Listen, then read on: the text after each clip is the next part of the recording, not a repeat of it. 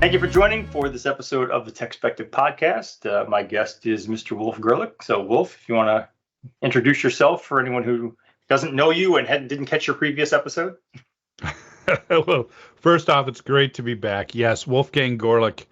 I'm advisory CISO today. I've got a background leading IT and IT security in the healthcare and financial services sectors at a money management firm and a hospital, respectively.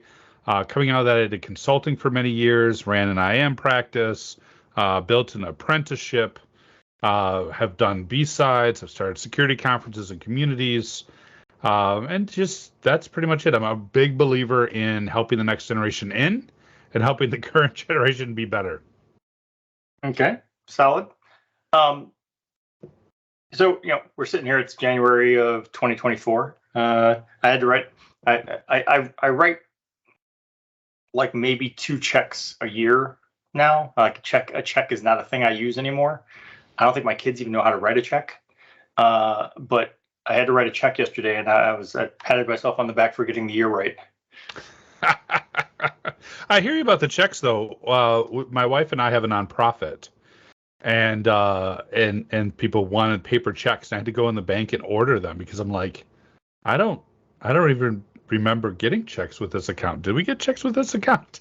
And I think I just bought like 6 starter checks because I'm like, why get a whole checkbook? So weird. Yeah, I mean, I rarely, if ever, do I have cash on me, and that's been for years. It's just the way it is. But I guess I would love to just talk about kind of the cybersecurity in general, market in general, kind of from the perspective of, I'm gonna at least age myself, but I've been doing this a few decades, at least a couple, more than 20 years, and so there's a cyclical nature of when it comes to, you buy best of breed and you get 17 different products, or you buy a platform and it does everything, and the whole market kind of goes like this, and things get consolidated and integrated. And I feel like we're kind of in that consolidation integration phase now, where companies are trying to like merge things together and say, you have a bunch of companies that come out with things that are very cool, but also seem like it's not really a product by itself. Like it's a feature of a product. It's not a product. And those companies then ultimately get acquired so that they can become a feature in someone else's product. But so that's my take. But I want to see, like, what do you think about, some of the, I mean, notably Cisco bought Splunk. Oh yeah, Splunk, Ort.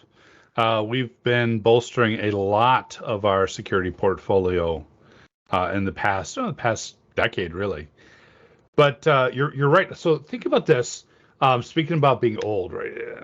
The first time I was working with Cisco gear was the late 90s. I was helping a manufacturing firm get off of really expensive dedicated circuits. And I was doing basically point-to-point VPN in early days routing with that, okay? And what did I have to buy? I had to buy a router for every location, a VPN concentrator, right? I had another appliance that was an IPS IDS, and then I had another appliance which was basically my firewall and my policy engine. And so I had 4 physical appliances. I had a rack in every building. But you better believe it wasn't just 4, because fault tolerance and high availability. It was 8. So every single building, I'm racking 8 of these things. Today, a VPN, all that is just like a feature on every single firewall. I mean, even the cheapest commodity piece of equipment you get comes with a VPN. So we have always had in this industry this idea that someone has a product and it requires all this stuff, and then consolidation comes in, and then we're like, wait a minute, we don't have the right thing to tackle the bad guys or do the right, and then a bunch of startups come in and then they get merged in and whatnot. So you're right. I think the cyclical nature will always continue. And we're seeing something similar right now in the SASE space, right? Whereas SASE used to be, I'm going to have my DLP, and I'm going to have this, and I'm going to have that. Maybe it's ETN, maybe I need still be VPN, and CASB, blah, blah, blah, blah. And I was like, all right, here's your package. So it is an intriguing time. But every time I think we move to consolidate on a platform where the quick and speedy innovation still occurs is with the smaller companies that are able to keep up with the adversaries who are also very small and very nimble. And so you have this, not only this rubber band effect, but also this sort of pushing down and operationalizing security concepts and platforms and products effect, where you build on the next layer and build on the next layer, and the weight of that, forms it into a nice, good package. So I agree with you. We're seeing consolidation, but we're also still seeing a lot of innovation. Well, and I don't mind. I mean, I think consolidation is a great thing as long as it fits a coherent plan, a coherent vision. There have been, sometimes companies make acquisitions that you look at and you're like, okay, that does make sense. And often they end up not really working out in the long run too. But it's like, because some companies, it's like, well, no, this is what you do. It'd be like if McDonald's decided to start selling tacos tomorrow. It's like, well, no, McDonald's doesn't sell tacos. Although I guess Taco Bell's are already kind of infringing on that, because then they're like, well, we sell fries and other stuff. And but ultimately it's like, actually the better example for that one is, I love Arby's, but I love Arby's roast beef. And as far as I'm concerned, Arby's doesn't make anything else. So all these commercials about we have the meats and we make chicken sandwiches and we've got hamburgers, and I'm like, no, you don't. You have roast beef sandwiches. That's it. That's all you sell. And I'm not going to go to Arby's for anything else. So bringing that back, I mean, I think there are some vendors where it's like, Cisco is known for, routing and infrastructure more so than, I think the brand is associated more so with that than security, even though Cisco does a ton of security stuff.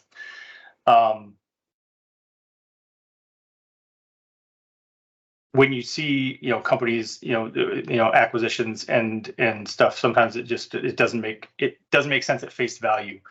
But the other part of it that I think this comes, your insight on this, because of what you do as a field CISO and stuff, would be interesting, is I feel like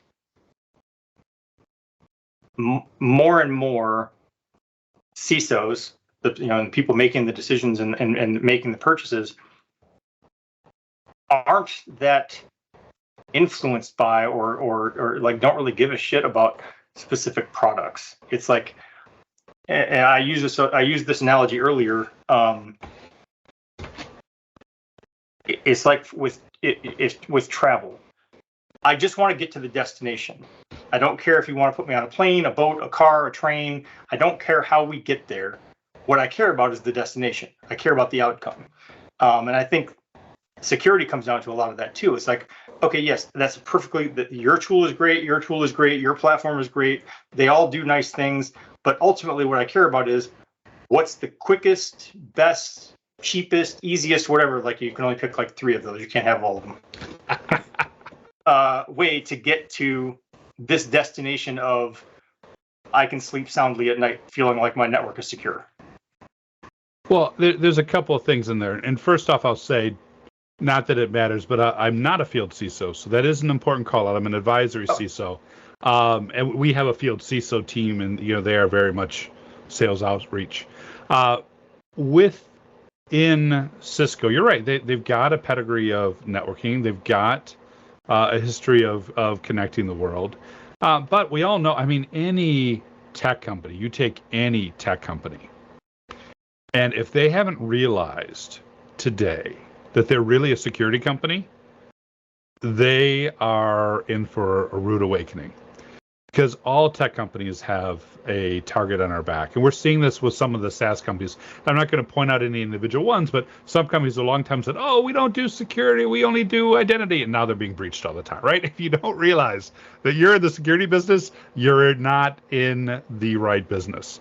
So I think that makes sense why Cisco will come out with like the user protection suite and the cloud protection suite. And now we got the breach protection suite to sort of like, put good controls around these areas. But to your point about CISOs, um, when we're thinking about this, we have to think about what is really strategic and what is worth the extra time to either provision or to staff or to purchase. There's always the time where it really makes sense to spend a lot of investment in something that's unique because it's driving a lot of strategic value for you and your team. And then things change. And you're like, well, that's not necessarily strategic anymore. Is there a platform play I could use? Is there a way that I can operationalize it, get the most out of my licensing, get the most out of my relationships? So I think a savvy CISO does care about their products. However, they focus where it makes sense, right? Some things just make sense to come and use whatever feature you have of your product. Some areas you're like, no, right now I've got a major problem in this area, or I've got a compliance gap in this area. I've got to double down. So when I hear CISOs don't care about the product, what I really, in my experience, what I see is CISOs care very much about the outcome, and that outcome drives priorities, and that priorities gets realized in their product portfolio.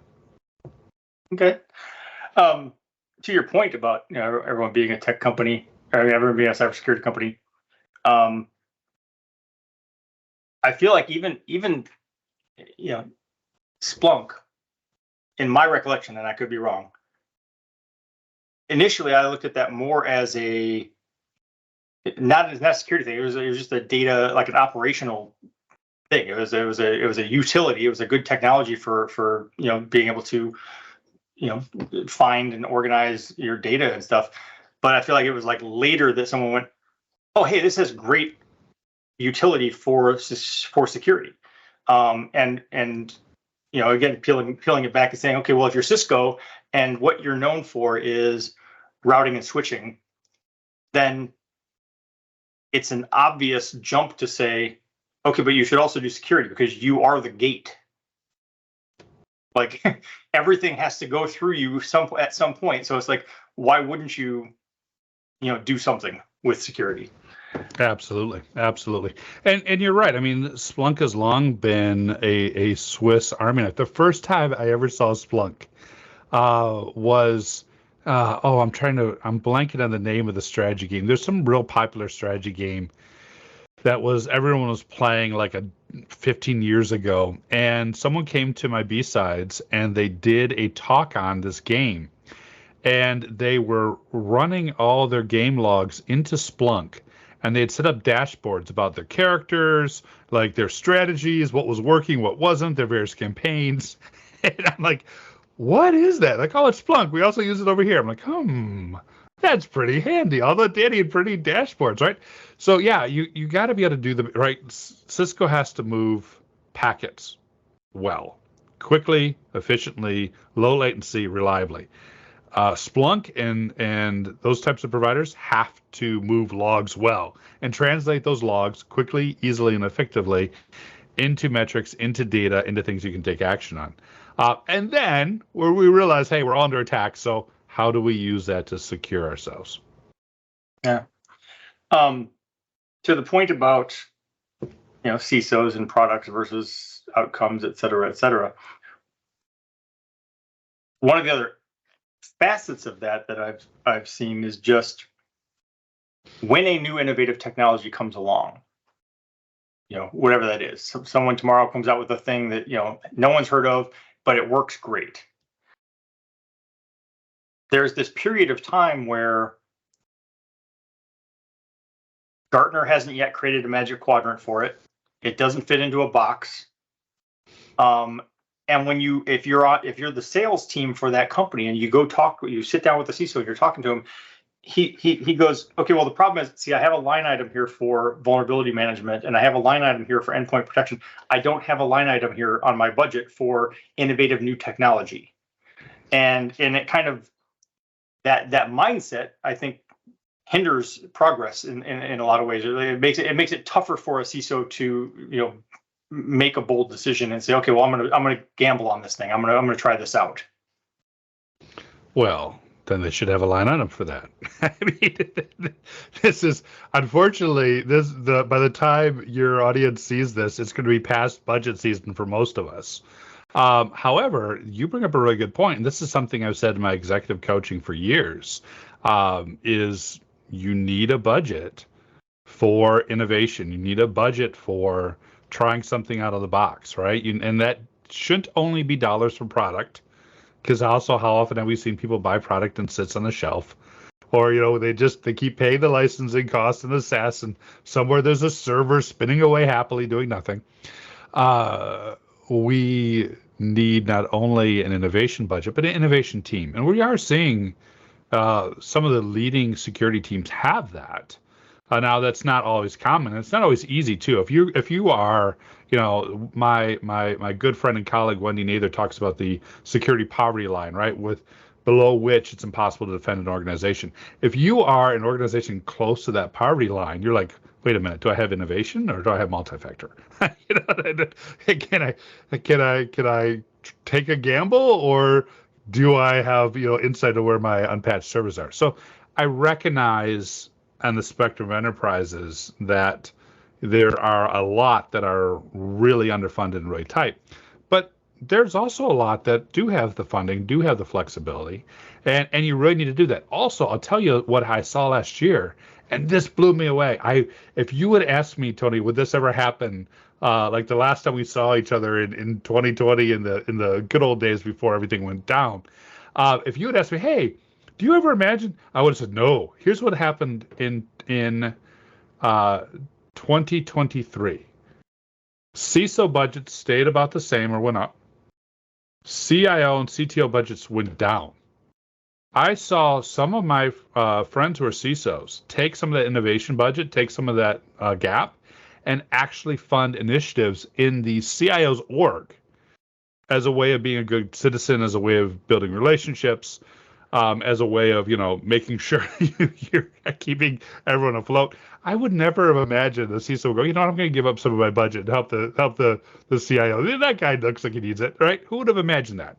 But there are teams who are ready and had that flexibility who were able to do that. Well, I agree that it's not a thing you would think would happen or that you hear about often. But also when you look at it, you say, okay, but it also kind of makes sense. Like if I'm sitting over here and I'm like, all right, well, I've got this budget. There's some things I want, but I don't really need. And then that someone else in your company has needs. Like you should be able to go to the boardroom or whatever, not the boardroom, but like have a little C-suite conference call or whatever where you get together and say, hey, look, I've got some extra money over here. I don't know. It's just having the greater good in mind instead of trying to protect your own budget. Absolutely. Interestingly, I guess it's not really in the same vein, but for years now, there's been XDR. For a while there, everything was XDR. I feel like it kind of quietly faded away. Like, not to say that it doesn't exist and that companies don't still talk about it, but it doesn't seem to be nearly as prominent. And I think even the companies that previously were very much hammering XDR have kind of pulled back a little bit, or they've rebranded it slightly. And there was always, some amount of confusion about, okay, well, what do we even mean when we say XDR? Go ahead. But I was going to say, do you have an Apple Watch? Yes. Do you remember when you first got your Apple Watch, you wanted to do everything on your Apple Watch? And then like 6 months in, you're like, well, this is dumb. I've got a bigger screen over here. Why am I doing this? I think XDR is a really good example. We're always trying to bring features together and tightly integrate things. But then once you do it, you're like, wait a minute. Yeah, I can do that on my Apple Watch, but why wouldn't I on my bigger screen? Yeah, I can try to do everything on the endpoint, but why wouldn't I bring that back to another source, Yeah, I mean, I'll take that a step further as well. Like, I agree with your analogy. I also apply the same thing with mobile phone versus PC. So like my wife, my kids will do everything on their mobile phone, and they'll send me a link. I'm like, okay, I'm going to go open this link on my computer where I can actually work with it and do things. And I know that that's partly a generational cultural thing, but I'm like, it just makes sense to me. I'm like, is it possible to do it on my phone? Yes. Do I want to do that? No. But the point I was going to make was then in 2022, I guess it was just my frame of reference of time is off. Sure. But Gartner came out with the continuous threat exposure management report. So where they just said, hey, look, we've come up with this, fancy new program or whatever, and it's not a product. It's not, we're not saying it's not a new product category. We're not expecting anyone to build a CTEM device or a CTEM platform per se. But it's just saying, hey, look, you've got endpoint protection, you've got vulnerability management, you've got, this, that, the other thing. You've got identity. CTEM is just how do we mold it all together into a cohesive whole so that you have like a security program and not 17 different tools.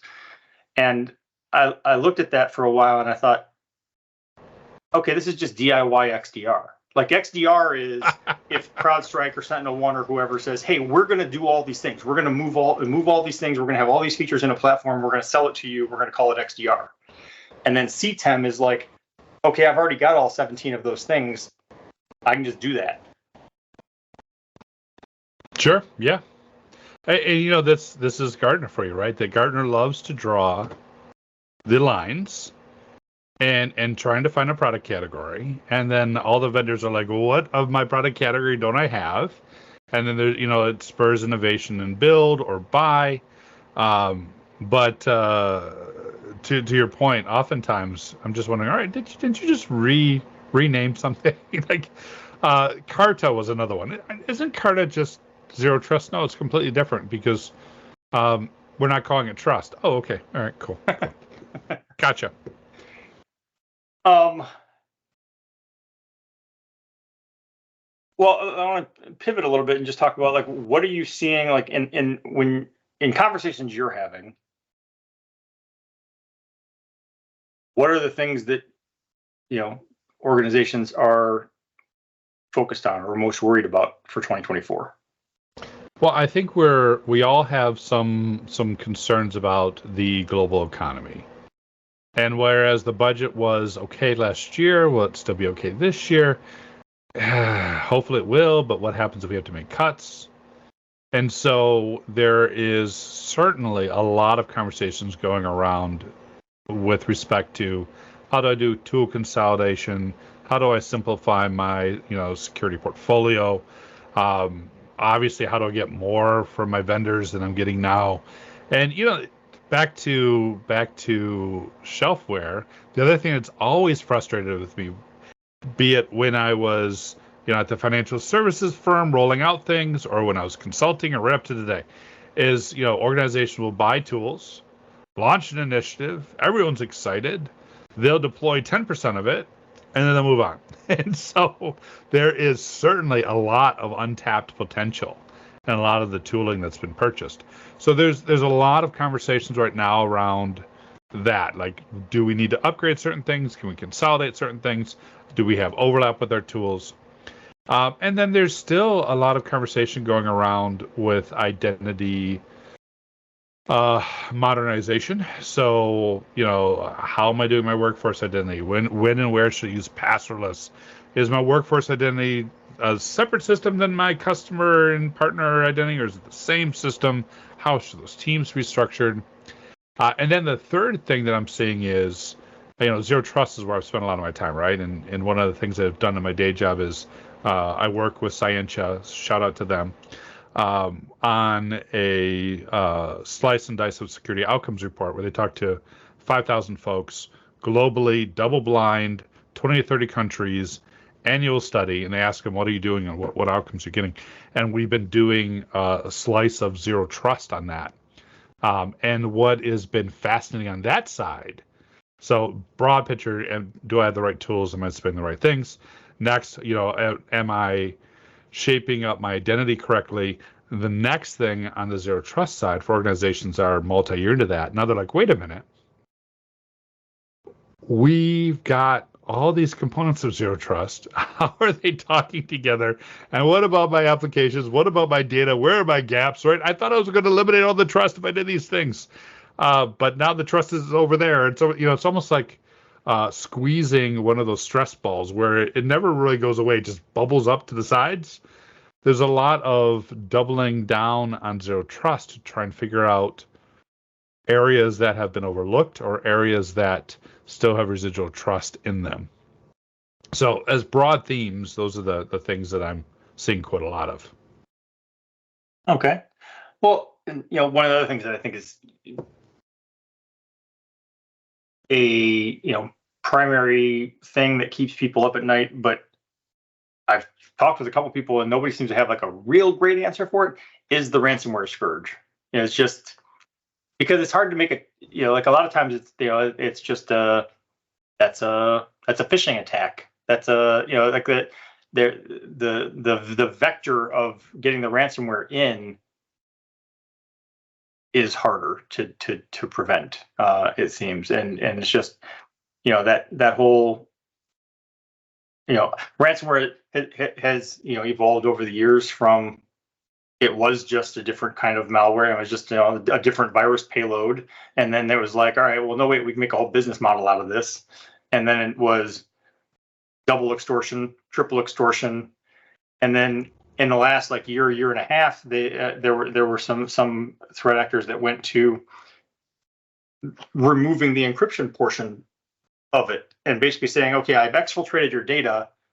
That's the thing that I'm going to hold for ransom. I'm not even going to encrypt your networks or your endpoints. And I remember thinking that was kind of brilliant because there's always this kind of like debate about should you pay the ransom, should you not pay the ransom, and if the threat actors encrypt your network and take you down, if you're a hospital, if you're a Colonial Pipeline, it's kind of hard to hide that. Like you're offline. Your whole system is shut down.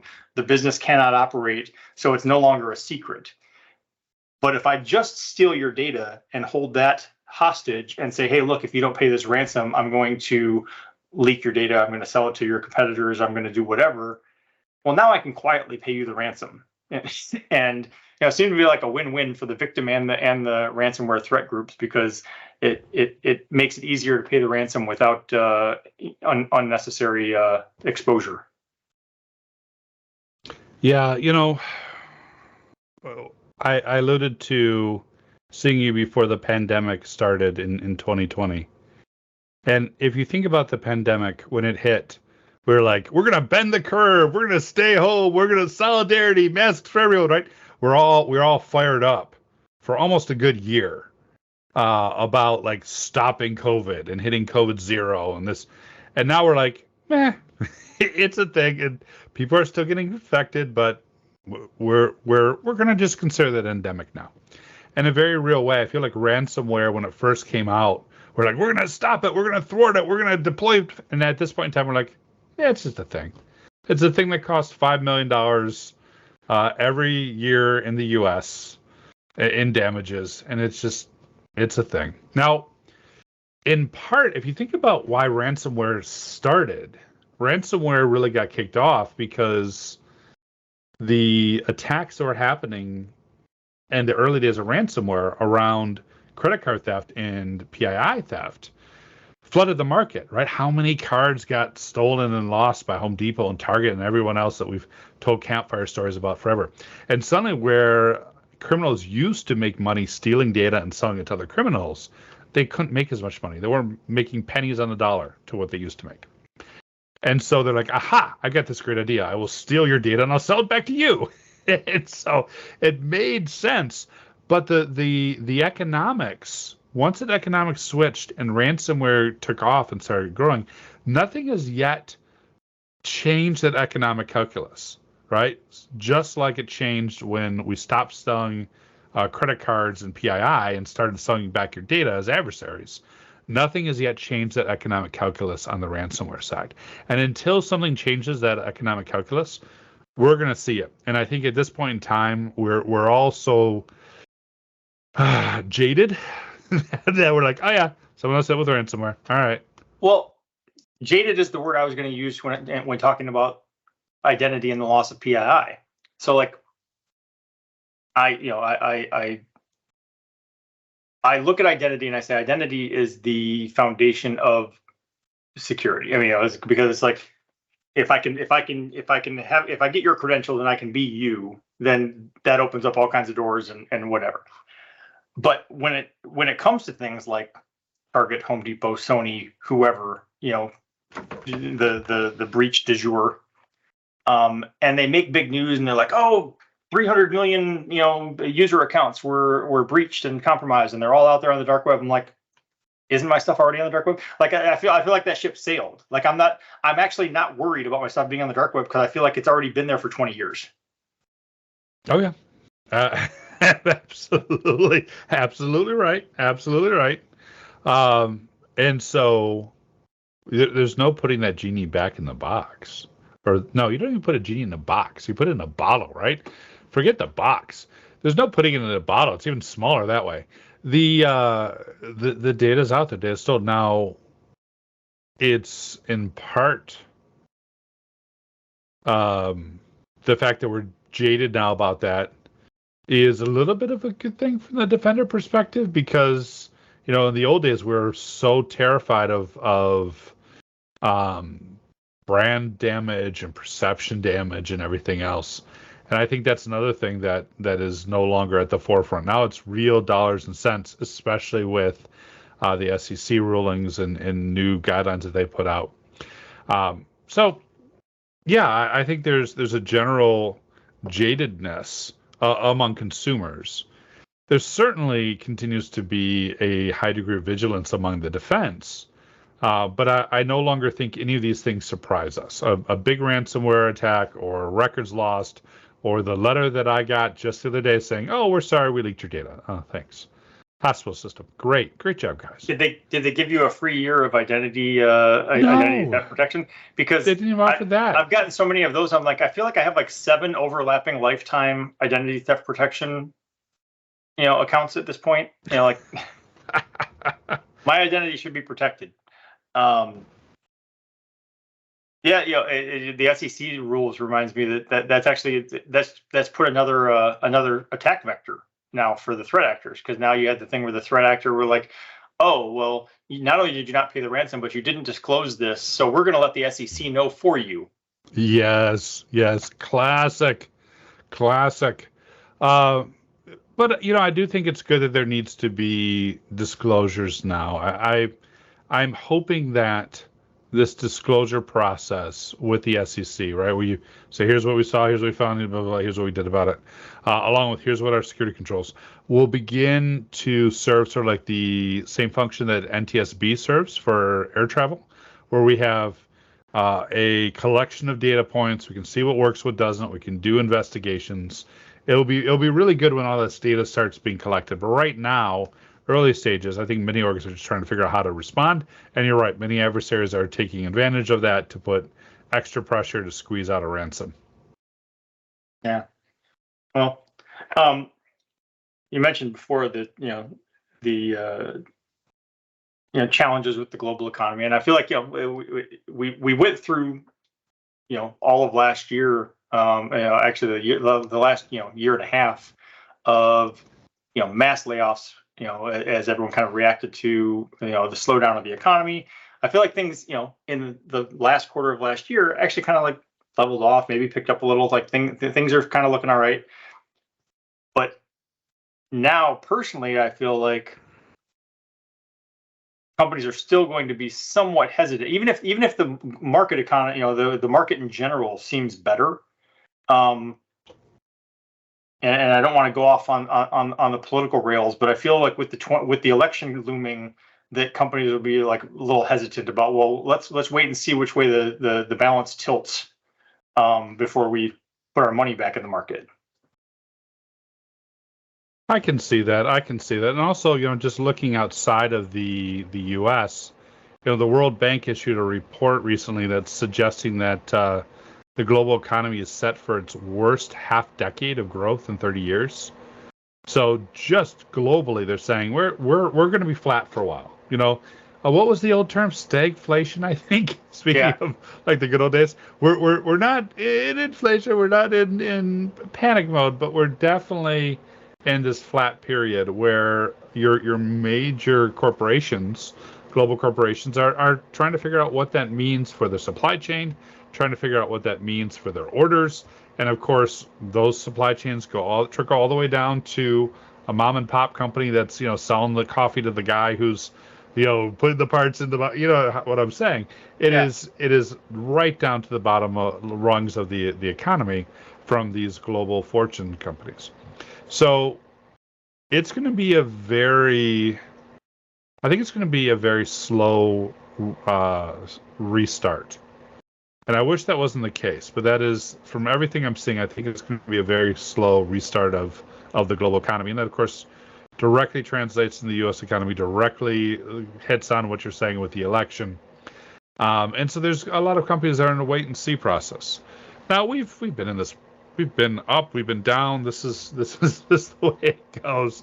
And so the smart money, of course, is to take this time, to take this pause, to get better, either personally, get better in your teams, again, get your portfolio in shape, so that when things turn around, we're in a competitive position, both individually, professionally, from an organization standpoint, from a company standpoint.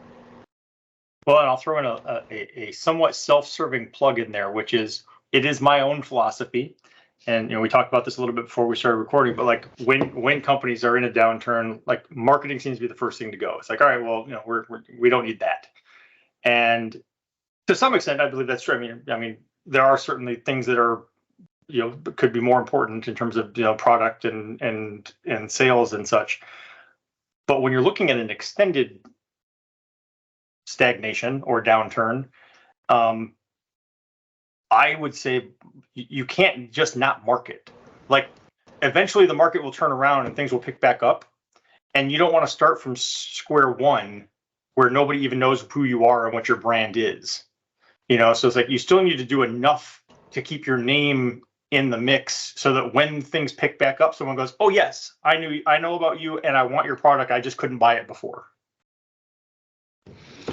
Yeah, and there's been, it's been a long time since I hit the business books, but there's been plenty of case studies where companies went into down markets and increased their spend on marketing, increased their spend on outreach. And when the market picked back up, they were, first to reap the rewards and early to grow. So I'm sure we could, especially if we had, where's our MBAs at? If we had an MBA out here, I'm sure they could rattle off a couple good case studies for us. But yeah, it is true that if you're not spending money on the right things, certainly brand building, but also product innovation and product maintenance, you're going to struggle. You're going to struggle when the economy comes back. One example, and not everyone can do this. It's a kind of a, it's a unicorn home run. But the big thing with the Stanley mugs, the Stanley thermos or whatever, and that brand has been around for 110 years. And like in 2019, I think their gross revenue was like 75 million. And then some post went viral about these Stanley cups or whatever. They made 750 million last year. So you just get that one viral post will give you a 10x multiplier of revenue. Oh dear Lord, no! Everyone's gonna hit the TikToks and start trying to swing for the fences. Yeah. Well, all right. So I want to kind of wind down, but one thing that we haven't hit on that other people may not know is that you and I are both Michiganders. So I want to say congrats to the Wolverines. Go Blue. Aha! Absolutely. Thank you. Also, looking forward to this weekend. We'll see if the Lions can. I don't want to jinx anything, but I don't have any illusions of them winning the Super Bowl per se. I feel like that's jumping the gun. But I will settle for just getting past round one of the playoffs because I'm not sure that's been done in my lifetime. Yeah, I mean, I'm just shocked and happy they made it this far. So, yeah, I think it goes to show good management. Like they changed GMs, and they've had 3 years in a row of draft classes where like all of those guys are the main guy. Like those are the guys who are making the difference, who are making the plays and winning the games.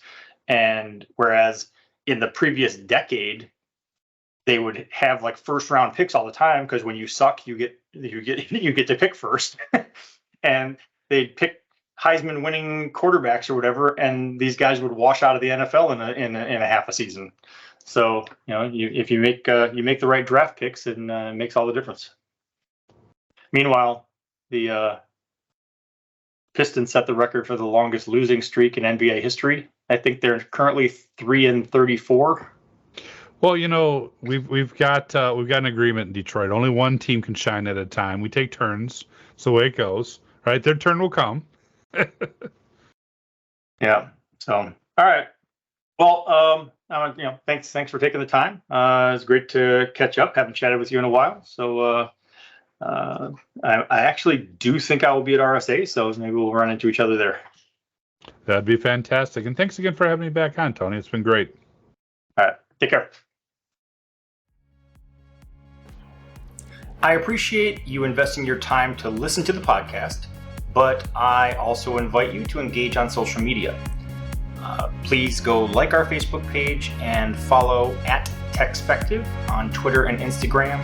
You can feel free to let me know what you like, let me know what you don't like, let me know if you love it, let me know if it sucks, and let me know what products you'd like to see reviewed or what questions you'd like to see answered in future posts.